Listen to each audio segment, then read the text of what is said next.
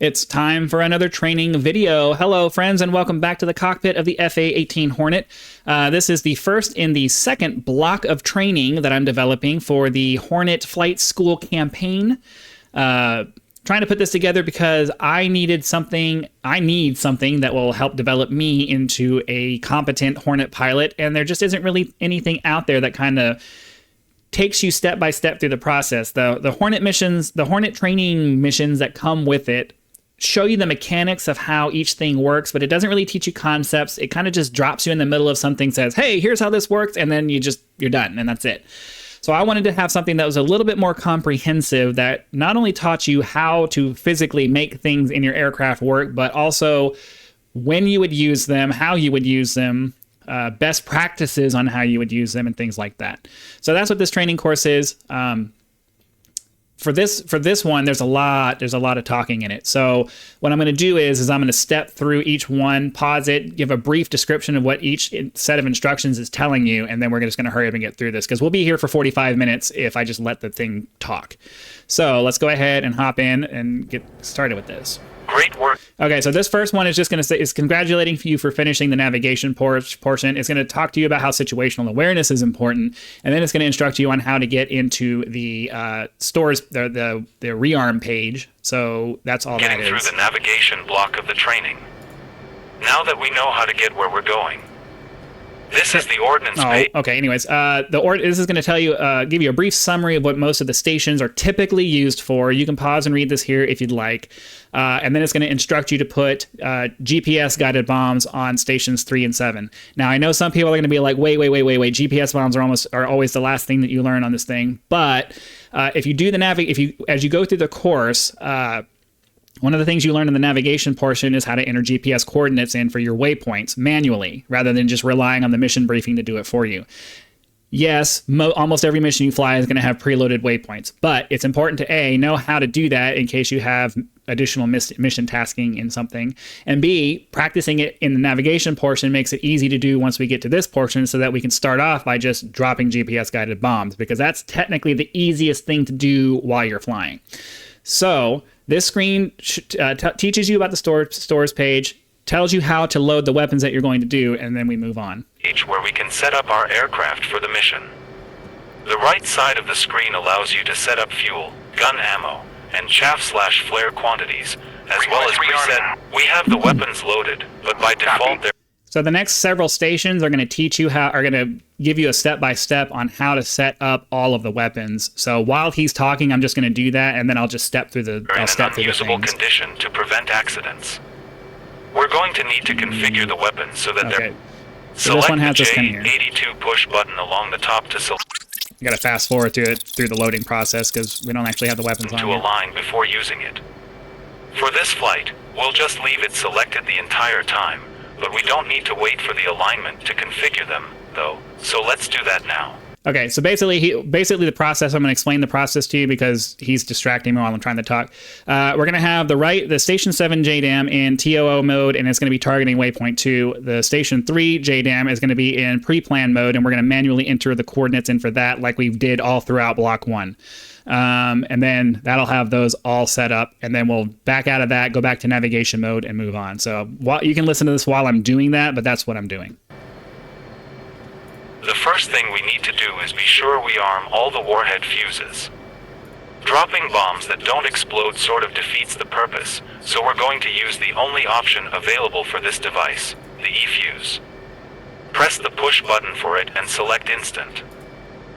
Okay, and then I will have mission cards in the knee board for this. Once I finish the entire air-to-ground block of training, I have to make images of those. So that takes a little bit of extra time, and I don't want to have to go back and fix them if I change things or whatever. I'd just rather leave it easily editable text until I'm relatively sure that the entire block of training is complete. So 4253. Setting up our first target is extremely 5701. easy, so let's do that now. The station you currently have selected will be boxed, and you can 40. I know it's disorienting to keep having to do that, but I'm trying to truncate the time it takes to get through this. 45 and switch between them using the step function. And 1676. If you're not already, step over to Station 7, the right station, then press the mode. And then the elevation was button to put it in 5026. target of opportunity, TOO mode. So this screen is teaching you how to do a target of opportunity mode by just basically putting it in TOO mode, setting the waypoint you want, pressing weapon designate, and that's it. The next screen. Step to station 3 and verify it's... The next few screens just teach you how to go through everything you just watched me do on this screen. Stepping over to station 3, verifying it's in pre-plan mode, going to the JDAM display, setting the release type to manual, going into the mission screen, and then manually typing in the coordinates like you watched me do just a second ago. So that's all this screen. The data entry is a bit different for this particular and then you just exit air application. ground mode, and that's it. As you can see, there are 3. Now, I know I'm stepping through this stuff pretty fast. You can pause the video to read this stuff if you're getting confused. These videos aren't necessarily to teach you how to do it, because there's plenty of other videos that do a much better job of actually teaching you how to do this stuff. This is more to just showcase the mission that I'm putting together so that you can practice it on your own.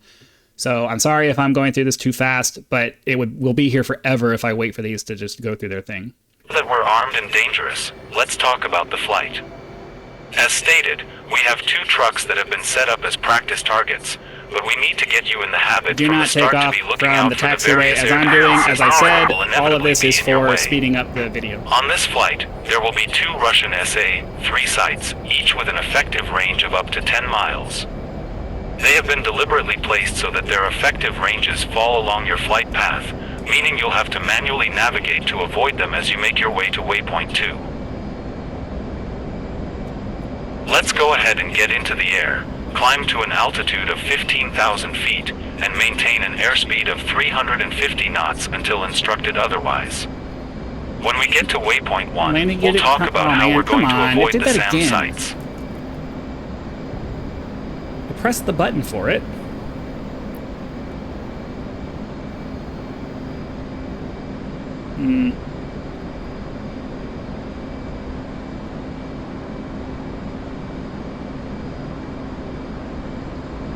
Oh, okay, it did come up. I'm not sure why it does. Sometimes it does that. I'll press the button for the thing, but whatever.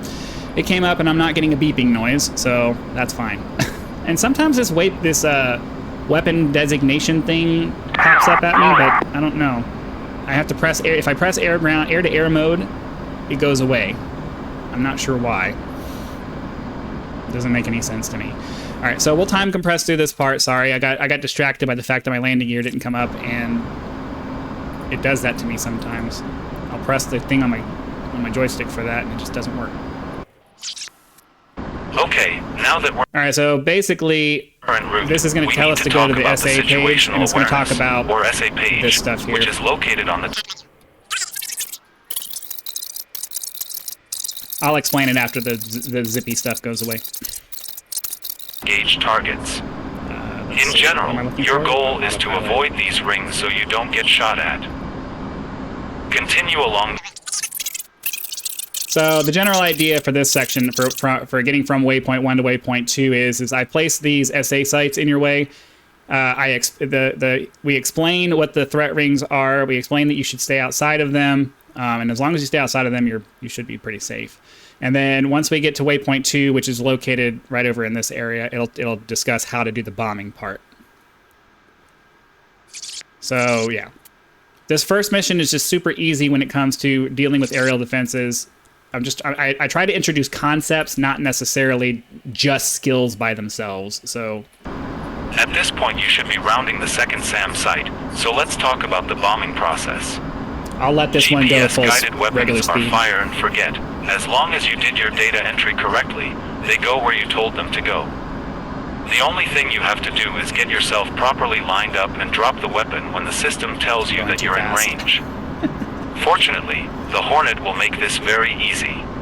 If you're wondering about that, the instructions are to fly at 350 knots, mostly because I just want to make sure I have plenty of time for this particular block of text, so that once it activates, it has plenty of time to read through all of that stuff, because you're going to be instructed to go as fast as you can to increase the range of your ordnance. First, go ahead and apply maximum afterburner so we can get our speed as high as possible before dropping our weapons. The faster we're going, the further out we can drop them. Then turn on air to ground mode, Set the master arm switch to arm. Double check that you have Station 7 selected on the stores page, then change your SA page to the HSI, as the indicator we need doesn't show up on the SA page. On the screen you should see a cone-shaped area just before waypoint 2. This is called the weapon engagement zone. You should notice that the zone is getting bigger. This is because we're getting faster, which increases the range of the weapon. Once you enter this area, the weapon will display an in range on the HUD, which tells you you're ready to drop the bomb on the target. You should also be able to see the target displayed on the HUD to help you fly over it, along with range information along the right side. Just fly toward the target, and once you're inside the cone and the HUD tells you that you're in range, go ahead and drop the bomb with the weapon release button. Note that this is not your trigger, as that is reserved for guns and missiles. It is usually a thumb-activated button on your stick, or you can use the keybind. The second target is close enough to the first that we can get them both on a single pass, so once you release the first one, watch for the HSI to reset and display a slightly new cone. You'll already be inside the engagement zone, so the HUD will immediately show you as in range, and you can press the weapon release a second time to engage the other truck. You would normally set your weapons up to release at the same time with a single press of the button, but TOO and pre-planned mode don't work together, and we wanted to teach you both, so for this lesson you'll have to manually drop each one. Once both weapons are away, reduce throttle to come out of afterburner and begin your egress toward waypoint 3, as since you don't need to guide the bombs in, there's no reason to overfly the targets and potentially expose yourself to anti-aircraft guns. It might take longer than you expect for the weapons to hit their targets, but assuming you entered everything correctly, there will be a couple of satisfying explosions in your near future. Okay, so like I said, you know, the physical, the skill required to drop those bombs, assuming you have everything set up, is pretty minimal, and that's why I wanted to do these first. So we'll time compress a little bit to hopefully get the explosions done, assuming I entered everything in correctly. It worked the last time I went through this, so they should be fine. Okay, so that's one that's destroyed. Looks like you got there. them. We go. Egress to waypoint 3 for further instructions. Be sure to turn off AG mode and set your master arm. Switch to safe. Okay, and then, alright, so for the rest of this, the first half of the training, the first half of the route is teaching the bombing, and then for the second half of the route, we're going to learn about the Marshall stack over the carrier, and I explicitly put into the, well, I'll cover it when we get there. Hold on, sorry. I know I'm getting ahead of myself here. So we get to waypoint 3. As we are TB, let's talk about the final piece of the Case 1. So for the last part of this is going to be going back to the airfield and learning about what the case, or about the in the navigation portion, you covered the Case 1 landing. We kind of worked backwards through it. You practiced the final pattern around the airfield over and over again. And then we learned about approaching the carrier at 800 feet to the right of it, doing a braking turn, and coming back around and doing an actual landing. Now I want to teach about the Marshall stack, which realistically DCS doesn't actually do, but it is something that you might encounter if somebody's doing a realistic simulation on some kind of like a premium campaign or something like that. So I wanted to at least cover it and show them how it works so that you know what you're doing if you're asked to do it. And it also just kind of covers basic approaching the carrier things, because the entire course that I'm developing culminates in a Block 4 training that's going to be all about the carrier, all about carrier operations. So ideally, if we're practicing all this stuff over here on the ground while we're doing our navigation, our air-ground training, and our air-to-air training, by the time we get to the carrier operations, we'll have done this stuff so much that, you know, the only thing we have to focus on is the fact that we're landing on something really small, but we've been practicing that this whole time, so it should be second nature. Approaching the carrier. So this is just going to go through all the whole part about how you're approaching the carrier. Once you're within 50 miles, you let them know that you're inbound. Then it'll talk about the see you at 10 part, where you switch over to tower and they give you information and all that kind of stuff. So that's you can pause the video if you want to read through all of that. Again, I'm trying to keep this video relatively short, so, you know, we're gonna time compress through most of this. But that's what that is. So here we're within.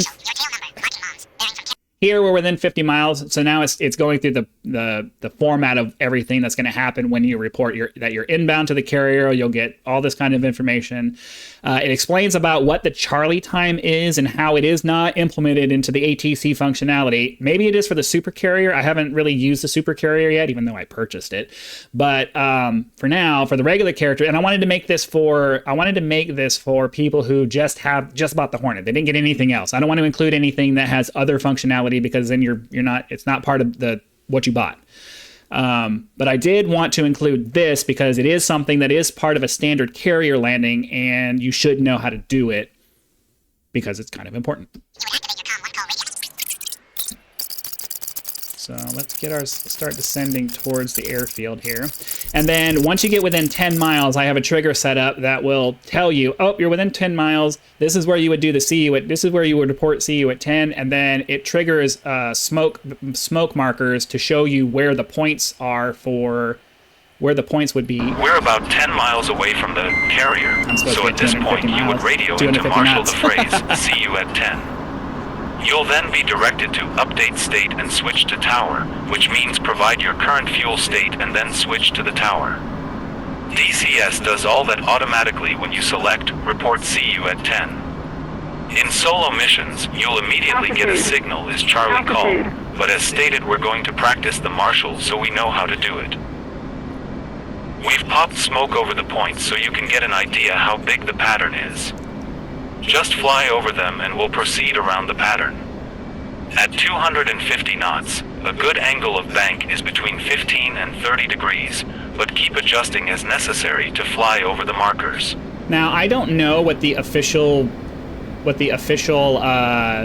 angle of bank that's recommended. I've just personally, what I did is for this stuff over here, for these markers that I put out, I put a circular trigger right around the 2.5 mile marker from the runway over here, and then I made it about 5 miles in diameter and placed the edge of it over on the runway here. Auto throttle, and then I want my barometric hold so that this is easy to do. And then I just kind of fiddled with it until I found a good bank angle that seemed to bring me over, that seemed to keep me within the circle here. So for the Marshall stack here, I know I'm explaining a lot, but I want you guys to understand my thought process behind all of this. For the Marshall stack practice, you're basically just going to do a complete circle all the way around, simulating that you're waiting in the stack to land, as if you had a Charlie time. And then once you go around the circle one time completely, you proceed to point... Okay, that's position 1. Complete a full 360-degree turn around the circle to return over the airfield, with your furthest distance from the airfield being about 5 miles. Maintain 2,000 feet and 250 knots. So you basically, I just want to practice the idea of, staying within that 5 mile circle as you're being in the pattern. You do one full revolution to go back to where the carrier would be, and then you proceed all the way around to point 3, because point 3 is the only place you're authorized to leave the pattern to begin your case 1 recovery. So I believe okay, so here's our smoke marker. I'm gonna leave it here just because I want to see, but we'll time compress a little bit through this. I found that like halfway in between generally keeps me right around where the smoke markers are. You'll get a notification at the halfway point. You'll get a notification at points 1 and 3, because it's point 1 is over at the carrier, point 3 is over here at the halfway point. So I may need to increase the size of that marker, the size of that trigger zone, because it doesn't seem like it got me. Yeah, it doesn't seem like it got me. All right, let me swing back around and try to fly over that. I may need to increase the trigger size just for those. I had them at 1,000 feet, but I'm not really trying to get you to be that accurate with it. I just want you to fly near them. And for whatever reason, it didn't update. And if you don't fly over them in order, then you're not going to be able to finish the mission, because they have to. You're supposed to learn the pattern. So, where is this thing? Let's fly straight over it, and hopefully it triggers this time.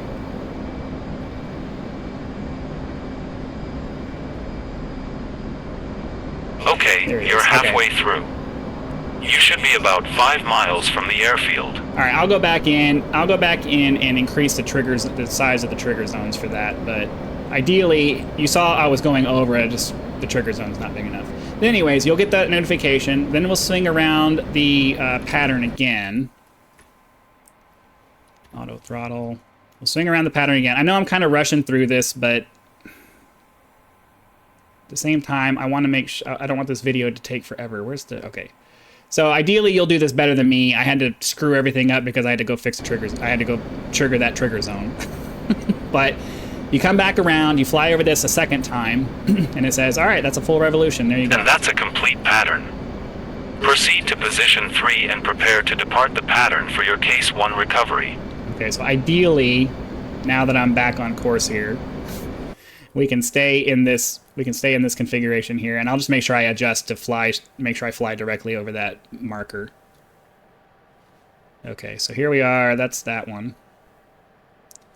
And then, yeah, we definitely want to make sure we don't turn too sharp, but I will increase the trigger zone because I don't want you to be pinpoint precise. I just want you to be close enough. Just to get the idea of what the Marshall stack pattern looks like. So once you hit here, you'll typically... Okay, we've simulated the pattern and arriving at your designated Charlie time. Go ahead and exit the pattern and swing around to begin your Case 1 recovery. Descend to 800 feet and accelerate to 350 knots. Okay, well, I'm already down at 800 feet because I screwed up the whole thing. Like I said, the whole reason I'm developing this course is because I need the practice. I need to learn this stuff, so it helps me to develop it and then, you know, put it out for other people to learn. So at this point, you're circling around. You're circling around wide to stay clear of the pattern, and then to begin your Case 1 recovery. And that's just going to be the same stuff that you did in the Case 1 in the navigation block. You swing around, you go all the way around the you go all the way around to the right side of the the simulated carrier anyway. Where's the airfield? Simulated carrier. You descend to 800 feet. You do your... I'm not gonna actually do the entire thing because it's gonna add more time. You go around. You do your downwind. You come back. You land. You get a grade, whether it's a good trap, you were short, you were long, whatever. And then you come back, you finish the mission, and that's it. So I know it's a lot for one mission, but I kind of want to maximize the efficiency of the use of time that people are putting into this. Yeah, they could sit down and focus on one skill, but I'd rather insert things in a way that feels natural, because if you're doing things in the order that you would normally do them and you're kind of learning them in the order that you would do them. Oh, bombing comes at this point in my flight, you know, that kind of thing. I feel that for me anyways, it helps me remember things because I start to associate, okay, well, we did our pre-planning stuff. Now we've taken off. Oh, now I got to start. Now I'm approaching my bombing waypoint. I got to make sure I'm, you know, fenced in and all the stuff is all set up and ready to go. So we're going to slowly, through mission after mission, get ourselves into the muscle memory habit of just doing all of these things in the order that you're supposed to be doing them as you fly. So that's my rationale behind all of that. Hopefully that makes sense. As I said, feedback is appreciated, or if you see mistakes, if you see things that I just, you know, my research is wrong, or I did something completely wrong, I definitely want to fix those things. But yeah, that's kind of my thought process behind all of that. Hopefully you guys got something out of just watching this. I'm not trying to make these the tutorial videos. I want you to do the missions, and I'm going to be selling them, so I'm sorry that I can't give it for free, but the amount of work that I've had to put into just the navigation block of training, I can't give it away for free, guys. I'm sorry. It's way too much work. So that's that. So anyways, hopefully you liked that. Hopefully it makes sense to you. Hopefully you understand why I'm starting with the bombing types that I'm starting for right now. I've already started on the next mission, which will introduce the concept of SEED, suppression of air defenses. And so we'll learn about how to use harms. And the way that's going to go is I have an SA. I think I have an SA3 sight right on top of the thing. I might increase it to something bigger so that you can't just drop your bombs from too far away. But anyways, the point is it's going to teach you about how to use the harms, because yeah, going around avoiding air defenses is nice, but a lot of times you're going to have to take them out first. And so I'm kind of trying to do things to do these missions to advance kind of the process of how you do things. You know, you're not just going to fly in and bomb targets. A lot of times you're going to have to deal with enemy air defenses before you can get in and actually start assaulting things on the ground. So I'm trying to just like slowly advance how you do those things. That's kind of the thought process. So click the like button so that the YouTube algorithm pushes the video out to more people. Subscribe to the channel so you know when the next video comes out. It is taking me longer and longer to put these together because they're more complex. So it may be a little while before the next video. It may be really quick. I don't know. It just depends on how long it takes me to get all of the details down. I do have a Patreon if you'd like to help me support, if you'd like to help support me, you know, encourage me to continue putting my effort into this. And then I'm also looking for other kinds of exclusive content and stuff that I could put on my Patreon and my upcoming YouTube membership once my channel has reached the place where it can do that. Leave a comment down below for that if you have ideas for exclusive content that you think people might be willing to pay for.